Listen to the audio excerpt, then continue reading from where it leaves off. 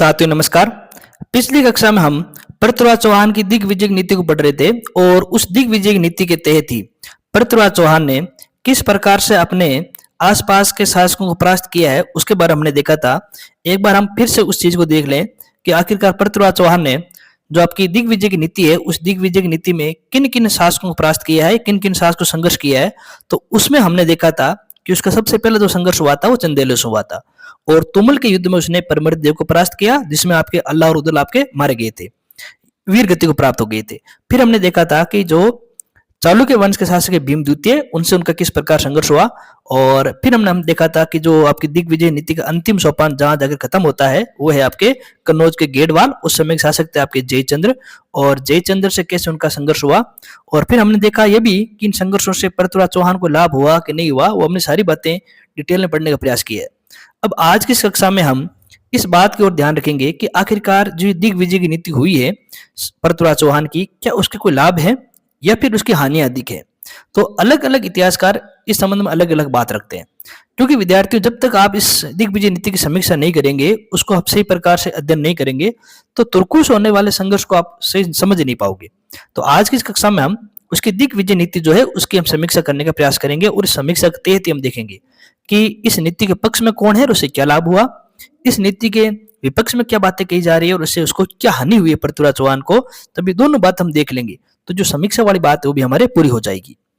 तो हम पहले बात करते हैं पक्ष की कि आखिरकार पृथ्वीराज चौहान को क्या ये नीति अपनानी चाहिए थी और क्या उसको इससे कुछ लाभ हुआ है क्या। तो कुछ विद्वान ये कहते हैं कि पृथ्वीराज चौहान तृतीय की जो दिग्विजय की नीति है समयोचित थी। समयोचित का मतलब ये हो गया विद्यार्थियों, क्योंकि पृथ्वीराज चौहान तृतीय को अपने आंतरिक जितने भी संघर्षों से मुक्ति मिल चुकी थी। जैसे उनके चचेरे भाई जो नागार्जुन है, जो उनको बार बार आपके राजगद्दी के लिए चुनौती दे रहे थे, ये परास्त हो चुके हैं। उनकी सीमाओं पर जो भंडारक नामक जो जाति है, जो उपद्रवी जाति है, वो भी आपके पराजित हो चुकी है। तो पृथ्वीराज चौहान तृतीय की आंतरिक जो राजनीतिक स्थिति है या फिर हम कह सकते हैं आर्थिक स्थिति मजबूत है। जब किसी भी शासक की आंतरिक स्थिति मजबूत होती है तो उसके लिए एक अच्छा वातावरण बन जाता है कि वो अपने बाहरी शत्रुओं को भी पराजित करे, बाहरी शासकों को परास्त करके उनके शत्रु को अपने अधीन लाए, ताकि उसका साम्राज्य विस्तृत हो सके और उसको आर्थिक लाभ हो सके। तो ये दिग्विजय की जो नीति वो समयोचित है। कोई भी शासक अगर पृथ्वीराज चौहान तृतीय जगह दूसरा शासक भी होता, अगर उसकी आंतरिक स्थिति मजबूत होती तो ऐसी नीति अपनाता। जैसे हम प्राचीन काल में पढ़ते हैं, गुप्त वंश शासक हुए थे समुद्रगुप्त। जब समुद्रगुप्त अपने आंतरिक स्थिति मजबूत हो गया तो उसने अपने आसपास के जितने भी गणराज्य हैं या शासक है उनको परास्त करने का भी कार्य किया था। तो विद्यार्थियों, तो पहला जो बात है वो यही है कि उनकी जो दिग्विजय नीति है वो समयोचित थी। समय की मांग थी कि वो इस नीति का अनुसरण करे। और देखिए विद्यार्थियों, इससे कुछ हद तक चौहानों को लाभ भी हुआ है। चौहानों को जो राजनीतिक प्रभुत्व स्थापित भी हुआ है, चाहे हम कह दीजिए वो चंदेल वंश का साम्राज्य हो या आपके चालुक्य वंश के जो शासक है उनका साम्राज्य हो या फिर जो घेड़वाल क्षेत्र का हो, वहां पर कहीं ना कहीं कुछ हद तक आपके चौहानों की सत्ता को स्वीकार किया गया है। अब हम बात आगे देखेंगे कि कैसे उस सत्ता को वापस आपके स्वीकार भी किया है, लेकिन एक समय तो राजनीतिक प्रभुत्व चौहानों का जरूर आपके स्थापित हुआ है। दूसरी इस नीति के पक्ष में बात कही जाती है कि जो सैनिक होते हैं, जो सामंत होते हैं, उनको सतत अभियानों में लगाए रखना चाहिए। इससे एक तो आपके शक्ति संतुलन भी बना रहता है और एक जो आपकी जो ये हम कह सकते हैं कि जो सैनिक और सामंतों की गतिशीलता है उनमें जड़ता नहीं आती है। लगातार अगर हम कुछ समय के बाद में सैनिक अभियान करते हैं तो सामंत भी क्रियाशील रहते हैं, सैनिक भी गतिशील रहते हैं।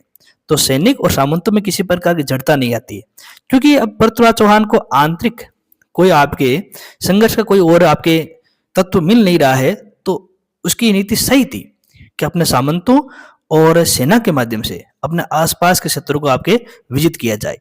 तो ये दो बातें ऐसी है जो आपकी इस नीति के पक्ष में है और इससे क्या लाभ हुआ है वो भी हमने देखने का प्रयास किया।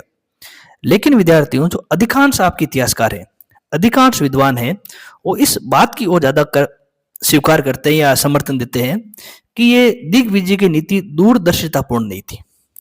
इससे पृथ्वीराज चौहान को क्षणिक लाभ हुआ है, कुछ समय लिए लाभ हुआ है, लेकिन उसको दीर्घकालीन हानि उठानी पड़ी। न केवल पृथ्वीराज चौहान को बल्कि संपूर्ण चौहान वंश को और चौहान वंश के साथ राजपूताना और भारतवर्ष को भी इसकी हानि उठानी पड़ी है। क्योंकि पृथ्वीराज चौहान जो सामान्यतः अंतिम हिंदू सम्राट माने गए हैं और उनकी पराजय के बाद में भारत में किस प्रकार से तुर्कों की सत्ता प्रारंभ हुई है वो कहीं ना कहीं आपके पृथ्वीराज चौहान की ये दूरदर्शिता का ही परिणाम था। तो अधिकांश विद्वान और सामान्यतः इस बात को स्वीकार करते हैं कि जो उसकी दिग्विजय की नीति है वो उसके लिए सही नहीं थी। अब क्यों सही नहीं थी हम उस पर बात करते हैं। जैसे इन्होंने अपनी दिग्विजय नीति के तहत चंदेल वंश को, घेड़वाल वंश को और चालुक्य वंश के शासकों को परास्त किया था। अब इसका नुकसान क्या हुआ, जहां आपके पृथ्वीराज चौहान के पहले कोई बाहरी शत्रु नहीं थे, जैसे ही उन्होंने इनसे संघर्ष किया अब पृथ्वीराज चौहान के चंदेल भी शत्रु हो गए, घेड़वाल भी शत्रु हो गए और चालुक्य भी शत्रु हो गए। तो इस प्रकार से हम कह सकते हैं कि जो ये आपके शत्रु हैं उनकी संख्या तो बढ़ी है और मित्रों की संख्या कम हुई है। तो शत्रु की संख्या बढ़ना और मित्रों की संख्या कम होना, इस पूरी घटना का दुष्परिणाम तराइन के युद्ध में निकला है। जब तराइन का दूसरा युद्ध हुआ था तो पृथ्वीराज चौहान के पास मित्र तो कम थे और शत्रु आपके ज्यादा थे।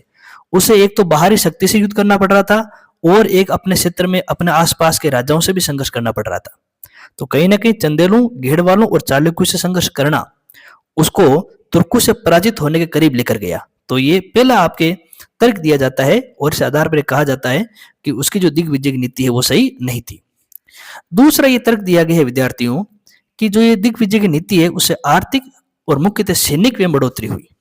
सैनिक में बढ़ोतरी कैसे हुई कि जैसे उसने चंदेल, फिर आपके चालुक्य और फिर आपके घेड़वाल के नरेशों को परास्त तो किया है, लेकिन उसके किसी भी क्षेत्र को अपने अधिकार में नहीं ले सका, उसके कोई भी भूमि पर अपना अधिकार नहीं कर सका। जब आप किसी क्षेत्र को जीतते हैं, उसके क्षेत्र पर अधिकार करते हैं तो वहां पर आप कर वगैरह लेकर अपने आप को मजबूत करते हैं। लेकिन पृथ्वीराज चौहान तृतीय को इन तीनों वंशों से किसी प्रकार की भूमि प्राप्त नहीं हुई है, जो हो भी है वो भी क्षणिक हुई है, वो वापिस उनके शासकों ने छीन लिए। तो अब और इन शासकों से युद्ध करने के लिए भविष्य में फिर से कई शासक पृथ्वीराज चौहान तृतीय से संघर्ष ना करें, वो इस संदेश से बचने के लिए उसे अपने सैनिक व्यय में बढ़ोतरी करनी पड़ी और ये सैनिक व्यय उसके लिए हानिकारक सिद्ध हुआ, क्योंकि सैनिक व्यय की वजह से वो आपके तुर्कों से सही प्रकार संघर्ष आपके नहीं कर पाया। तो ये दूसरा तर्क दिया जाता है जिसका आधार पर कहा गया कि नीति आपके दूरदर्शितापूर्ण थी। तीसरा आपके तर्क दिया गया है कि तुर्क हमले के समय चौहान सेना असहाय हो गई क्योंकि अन्य शासक तटस्थ हो गए। जब तुर्कों से तराइन का प्रथम और द्वितीय युद्ध हुआ था तो चाहे वो चंदेल हो, चाहे वो घेड़वाल हो, चाहे वो चालुक्य हो, तीनों ही वंश शासक आपके तटस्थ रह गए थे और तीनों ही वंश के शासकों का सहयोग आपके पृथ्वीराज चौहान को नहीं मिल पाया था। इनकी इसे नीति की समीक्षा के रूप में अंतिम बात ये कही जाती है कि जब मोहम्मद गोरी ने गुजरात के चालुक्यों पर 1178 में हमला किया था, उस समय पृथ्वीराज चौहान तटस्थ रहे थे और ये तटस्थता ही उनकी दिग्विजय नीति का एक सोपान था। जैसे ऐसा माना गया है कि जब आपके मोहम्मद गोरी के 1178 पर गुजरात पर हमला हुआ था, तब आपके पृथ्वीराज चौहान तृतीय चालुक्यों का सहयोग करना चाहते थे, लेकिन जो आपके पृथ्वीराज चौहान के जो मंत्री हैं, जो जिसका हम नाम पहले पढ़ चुके हैं, कदमवास, उन्होंने पृथ्वीराज चौहान को सलाह दी थी कि वह इस समय आपके चालुक्यों का सहयोग नहीं करें। चालुक्यों का जब सहयोग नहीं करेंगे तो चौहानों को क्या फायदा होगा कि एक तरफ तो आपकी जो तुर्की सेना है वह आएगी और दूसरी तरफ आपके चालुक्यों की सेना होगी, और इन दोनों सेनाओं का जब आपस में संघर्ष होगा इन दोनों को आर्थिक राजनीतिक हानि होगी। ये दोनों आपस में संघर्ष करते करते समाप्त हो जाएंगे। जब दोनों आपस में संघर्ष करते करते समाप्त हो जाएंगे तो उसका अप्रत्यक्ष लाभ आपके चौहानों को होगा। फिर चौहानों को अपने साम्राज्य विस्तार के लिए कोई रोक नहीं पाएगा, वो आसानी से चालुक्य क्षेत्र पर भी अधिकार कर लेंगे और आसानी से वो आपके तुर्की आक्रमण से भी बच जाएंगे। तो जो ये नीति है और ये सलाह देने की जो बात है वो कदमवास ने कही है और चौहानों ने इस सलाह को स्वीकार किया है, पृथ्वीराज चौहान ने सलाह को स्वीकार किया है। लेकिन विद्यार्थियों इसका दुष्परिणाम ही निकला है, क्योंकि इस युद्ध से ना तो आपके चालुक्य आपके हम कह सकते हैं कि पीछे गए हैं, ना आपकी तुर्की सेना पीछे गई है। तुर्की सेना भी आपके आगे बढ़कर आई है और चालुक्यों का संघर्ष भी निरंतर फिर आपके चौहानों से हुआ है। और क्योंकि जब आपके चौहानों का चालुक्य संघर्ष हुआ है तो वो एक दूसरे के शत्रु बन गए हैं और एक समय ऐसा आया जब आपके तुर्की सेना का सामना आपके चौहानों से होने लग गया। और विधि का विधान देखिए, जब ये दोनों के बीच में जब संघर्ष हुआ तब चालुक्यों ने चौहानों का साथ नहीं दिया, क्योंकि पूर्व के अंदर चौहानों ने चालुक्यों का साथ नहीं दिया था। तो इस प्रकार से विद्यार्थी हम कह सकते हैं कि जो पृथ्वीराज चौहान की दिग्विजय की नीति है वो क्षणिक लाभ तो दे रही है पर दीर्घकालिक हानियां भी उनको देकर गई है। क्योंकि अगर आप इस बात को समझने का प्रयास कीजिए कि अगर जब तुर्की सेना का हमला होता उस समय अगर आपके चौहानों के साथ आपके चालुक्य, चालुक्यों के साथ आपके चंदेल और चंदेलों के साथ आपके घेड़वाल, ये संगठन बनाकर लड़ते, तो कभी भी आपके मोहम्मद गौरी की सेना आपके विजेता नहीं होती। वो हर बार, चाहे जितनी बार वो आक्रमण करे, हर बार उसे आपके पर हार का ही सामना करना पड़ता। लेकिन ये संगठन कभी बन नहीं पाया, क्योंकि अपनी दिग्विजय नीति के तहत ही चौहानों ने चालुक्यों, चंदेलों और घेड़वालों को अपना शत्रु बना लिया। तो इस बात के आधार पर ये कुछ सामान्य बातें हैं जो हमने लिखने का प्रयास किया है। इन बातों के आधार पर सामान्य जो आपके इतिहासकार हैं, विद्वान हैं, वो कहते हैं कि जो दिग्विजय की नीति है ये समय अनुकूल नहीं थी। पृथ्वीराज चौहान को दूरदर्शिता देखनी चाहिए थी कि आने वाले समय में कैसे विदेशी शक्तियों का सामना करना पड़ सकता है, और विदेशी शक्तियों का सामना करने के लिए उसे सहजाती जो शक्ति हैं उनके साथ मित्रत्व व्यवहार रखना पड़ेगा। लेकिन चौहानों ने मित्रत्व व्यवहार तो किया नहीं, बल्कि अपने शत्रुओं की संख्या बढ़ा ली। ये बात कुछ इतिहासकारों का मानना है, और वो इस आधार पर कहते हैं कि उनकी दिग्विजय की नीति एक असफल नीति है। तो इस प्रकार साथियों, हमने इस कक्षा में ये देखने का प्रयास किया कि दिग्विजय नीति के पक्ष में और विपक्ष में कौन कौन सी बात कही जा रही है, उनसे क्या लाभ हुआ है और क्या आपके हानि हुई है। देखिए विद्यार्थियों, जब आप वनडे एग्जाम की तैयारी करते हैं, जब कोई गाइड पढ़ते हैं, तो वहां पर आप सीधे पढ़ लेते हैं कि चौहानों ने चालुक्यों को परास्त किया, चंदेलों को परास्त किया, घेड़ वालों को परास्त किया। लेकिन हमने उस सारी नीति की समीक्षा करने का प्रयास किया है।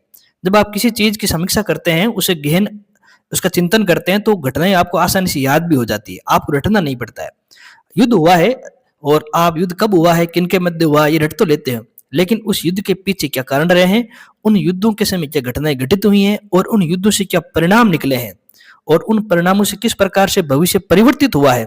तब आप इन सारी बातों को जान लेते हैं, सारी बातों को जब आप समझ लेते हैं, तब आप किसी भी घटना को आसानी से याद भी रख लेते हैं, और वो आपको समझ में भी आ जाती है। तो हमने इस कक्षा में इस पूरी नीति के पक्ष में भी बात देखी है, उसका क्या लाभ वो देख लिया है, और कुछ विद्वान जो इसकी हानियां की ओर संकेत कर रहे हैं, वो इसे दूरदर्शितापूर्ण नहीं मानते हैं, वो बात भी हमने देख ली है। और हमने ये भी जानने का प्रयास किया कि नीति कैसे चौहानों के पतन का एक कारण बनी है। इन सारों बातों को हमने आज अध्ययन किया है। आज हम अगली कक्षा में आएंगे, तो हम चौहानों के साथ में जो तुर्की संघर्ष हुआ है, जिसे आप सामान्यतः तराइन के युद्ध के नाम से जानते हैं। तराइन का प्रथम युद्ध जो 1191 में हुआ है, तराइन का द्वितीय जो 1192 में हुआ है, उनके बारे में विस्तार से चर्चा करेंगे। और फिर अंत में चौहानों का जो सांस्कृतिक विकास है, पृथ्वीराज चौहान का जो मूल्यांकन है, उनको देखते हुए हम इस टॉपिक को समाप्त करेंगे। तब तक के लिए धन्यवाद।